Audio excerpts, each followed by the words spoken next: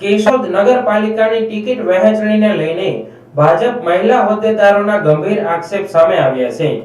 જૂનાગઢ જિલ્લા ભાજપમાં ટિકિટ વિતરણને લઈને મોટો વિસ્ફોટ થયો છે। કેશોદ ભાજપના મહિલા હોદ્દેદારોએ જિલ્લા પ્રમુખ ચંદુભાઈ મકવાણા સામે ગંભીર ભ્રષ્ટાચાર અને નાણાકીય લેવડ-દેવડના આક્ષેપો કરીને પક્ષમાં ખળભળાટ મચાવી દીધો છે। કેશોદ ભાજપમાં વર્ષોથી સક્રિય એવા મહિલા નેતાઓ શોભનાબેન સાવલિયા, મધુબેન ધનેસા અને વૈશાલીબેન કનેરિયાએ મીડિયા સમક્ષ રડતા રડતા પોતાની વ્યથા ઠાલવી હતી। મારું નામ વૈશાલીબેન ગૌરવભાઈ કનેરિયા છે। હું શહેર સંગઠન ભાજપમાં ઉપપ્રમુખ છું। અચ્છા, આજે તમારી પાસેથી રાજીનામું લેવા માટેની તમને ફોન આવ્યો તો શું ફોન હતો અને શા માટે રાજીનામું તમારા પાસે માંગે છે? ગઈકાલે મને ભરતભાઈ કોરિયા, જે મહામંત્રી છે, એમનો ફોન આવ્યો કે બેન, તમારે ઉપરથી કાગળ આવ્યો છે અને એમાં સ્વૈચ્છિક તમારે રાજીનામામાં સાઇન કરવાની છે। એટલે મેં ના પાડી કે ભાઈ શું કારણથી તમે મને સાઇન કરાવો છો? તો એમણે એવું કીધું કે તમને કે સસ્પેન્ડ કરવામાં આવે તો એ ખરાબ લાગે, એના બદલે કે તમે સ્વૈચ્છિક રાજીનામું। મેં ના પાડી દીધી કે મારી શું ભૂલ છે, મેં પાર્ટી વિરુદ્ધ કંઈ કામ કર્યું હોય તો મને કયો। એમણે એવું કીધું કે તમારે 1% ભૂલ નથી, તમે સાચા છો, તો પછી શું કામ રાજીનામું લેવડાવ્યું મારી પાસે, શું કામ સાઇન કરાવડાવે છે? અને પછી આજે મને જાણવા મળ્યું કે પ્રદેશમાંથી તમારું નામ પણ છે, મેન્ડેટ પણ તમને આપવામાં આવ્યું છે એવું ઉલ્લેખ છે, શું છે?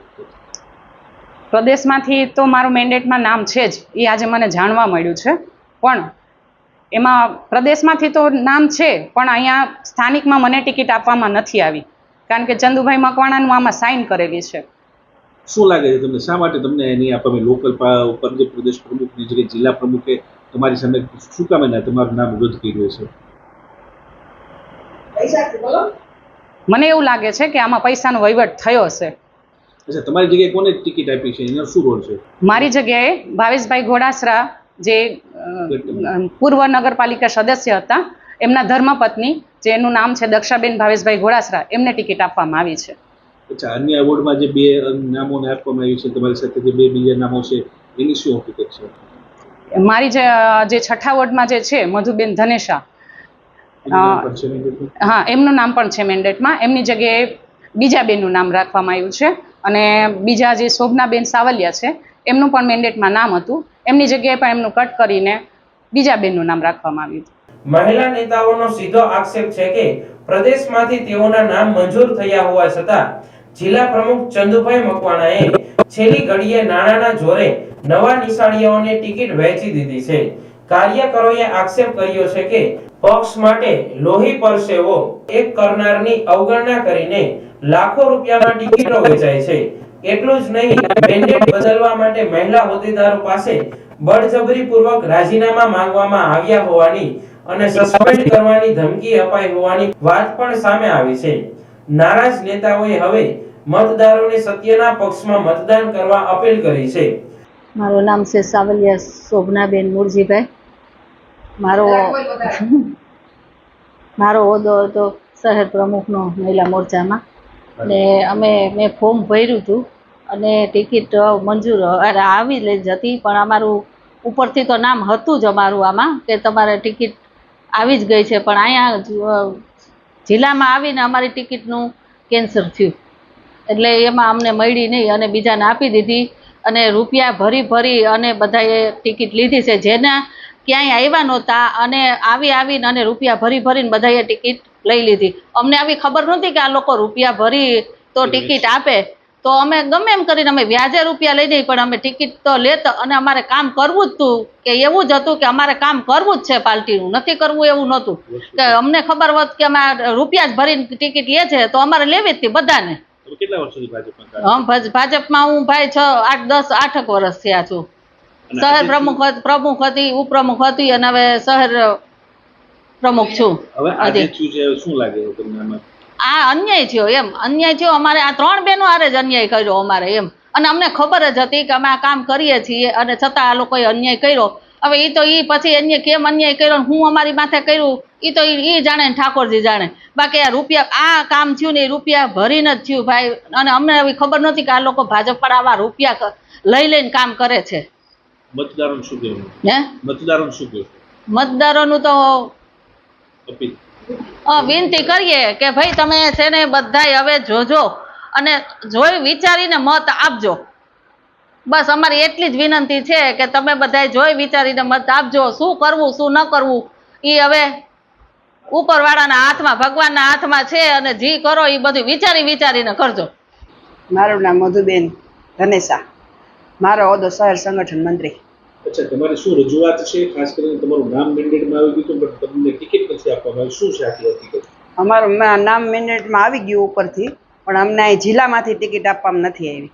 ઉપરથી આમાં જો આમાં રહ્યું અમારું આ બધું, અને અહીંથી અમને આપવામાં નથી આવ્યું. તો હવે છે જે ગોટો કર્યો હોય જિલ્લામાંથી કર્યો. આમાં 3 વ્યક્તિ છે, એમાં શોભનાબેન સાવલિયા, વૈશાલીબેન કનેરિયા, 3 છે એમ. હવે અમારી માથે જે કર્યું એ જિલ્લામાંથી બધું થયું, જે વહીવટ થયા હોય સંધુભાઈ જેમ કર્યું હોય એમ. બાકી અમારું ઉપરથી તો આવેલું જ છે. ને અમને અહીંયા એમ કે તમને બધાને આ ઉપરથી કેવડાયું વિશ્વકર્માએ કે રાજીનામું આપે એમ, આને બધાને મેન્ટેન મળ્યું હોય ને, પણ અમને મળ્યું જ નથી, તોય અમને રાજીનામું આપવાનું કહે છે. તો આ કઈ રીતે બધું થયું છે? શું લાગે છે તમને, તમારા બદલે કોને ટિકિટ આપવામાં આવી? મારા બદલે આરતીબેન સાંગાણીને ટિકિટ આપવામાં આવી, એને બદલે ઓલા દક્ષાબેન ઘોડાસરાને આપવામાં આવી, ને આને બદલે જલપાબેન ડોબરિયાને આપવામાં આવી. શું લાગે છે ક્યાંક ને ક્યાંક તમારી સાથે અન્યાય તો થયો છે? અમારી સાથે અન્યાય થયો છે, એનો ન્યાય અમને આપે. શહેર પ્રમુખે આપે કેશોદના, અને જિલ્લાના આપે. તમને આ બધી વસ્તુની ખબર ક્યારે પડી? અમને ખબર પડી આજે ખબર પડી. આ રાજીનામાનું કહેવા આવ્યા ત્યારે અમે બધું જાણ્યું, ત્યારે અમને ખબર પડી બધી કે આવી રીતનું આમ છે. અમારું નામ તો ઉપરથી આવ્યું હતું જ. બીજી તરફ આ આક્ષેપો પણ પ્રતિક્રિયા આપતા જિલ્લા ભાજપ પ્રમુખ ચંદુભાઈ મકવાણાએ જણાવ્યું કે મોટો પરિવાર હોવાથી અસંતોષ હોવો સ્વાભાવિક છે, પરંતુ ટૂંક સમયમાં તમામ કાર્યકરોને મનાવી લેવામાં આવશે. જો કે મહિલા પાંખનો આ આક્રોશ જોતા આગામી ચૂંટણીમાં ભાજપ માટે કેશોદમાં સ્થિતિ પડકારજનક બની શકે છે. આજરોજ કેશોદ મુકામે ભારતીય જનતા પાર્ટીના ઉમેદવારો, સમર્થકો અને ભારતીય જનતા પાર્ટીના કાર્યકર્તાઓના દ્વારા કેશોદ નગરમાં વોર્ડ નંબર 1 થી લઈ અને કેશોદ 400 સુધી અમે પદયાત્રા કરી. આ પદયાત્રા દરમિયાન બહોળી સંખ્યામાં ભારતીય જનતા પાર્ટીના કાર્યકર્તાઓ ઉપસ્થિત રહ્યા. લોકોનો પ્રેમ અને ઉમળકો બતાવે છે કે ભારતીય જનતા પાર્ટીની કેશોદની નગરપાલિકા ખૂબ સારી લીડથી અમે જીતી રહ્યા છે. સાથે સાથે આજે અમે કેશોદ નગરપાલિકાના દરેક ઉમેદવાર પાસે આવનારા દિવસોમાં શપથ લેવડાવ્યા અને ભારતીય જનતા પાર્ટીની પંચનિષ્ઠા મુજબ કામ કરવાના તેઓને શપથ લેવડાવ્યા. સમગ્ર જુનાગઢ જિલ્લામાં ભારતીય જનતા પાર્ટી સાંજના 5 વાગ્યા પછી ડોર ટુ ડોર સંપર્ક કરશે, ગ્રુપ મિટિંગો કરશે, ખાટલા બેઠકો કરશે અને ભારતીય જનતા પાર્ટીના ઉમેદવારોના સમર્થનમાં પ્રચાર કાર્ય કરશે. ભારતીય જનતા પાર્ટીના કાર્યકર્તા ટિકિટ બધા માંગતા હોય છે, ત્યારે થોડો ઘણો અસંતોષ હોય છે, પરંતુ 2 દિવસ બાદ કોઈ પણ કાર્યકર્તા ક્યાંય અસંતોષ નથી. બધા ખંભે ખંભા મિલાવી તન મન અને ધનથી ભારતીય જનતા પાર્ટીનું કામ કરી રહ્યા છે. ભારતીય જનતા પાર્ટીના જિલ્લાના પ્રમુખ તરીકે જ્યારે કોઈ પણ નગર કે ગામમાં અમે જતા હોય ત્યારે સહજ ભાવથી અમારું ફટાકડા, ઢોલ, શરણાઈ અને નગારાથી સ્વાગત થતું હોય છે. તે મુજબ કેશોદ પણ આ રામ મંદિરની જ્યાં મૂર્તિ છે, ડોક્ટર બાબા સાહેબના આંબેડકરની જ્યાં પ્રતિમા છે, ત્યાં પાર્કિંગમાં હું જ્યારે મારા આરાધ્ય દેવ ભગવાન રામ અને હું અનુસૂચિત જાતિ સમાજમાંથી આવું છું, તો ડોક્ટર બાબા સાહેબ આંબેડકરના આશીર્વાદ લેવા આવ્યા ત્યારે કોઈને પણ નડતરરૂપ ન થાય તેવી રીતના સાહેબના પાર્કિંગમાં મારી જન્મદિવસની ઉજવણી કરેલ હતી.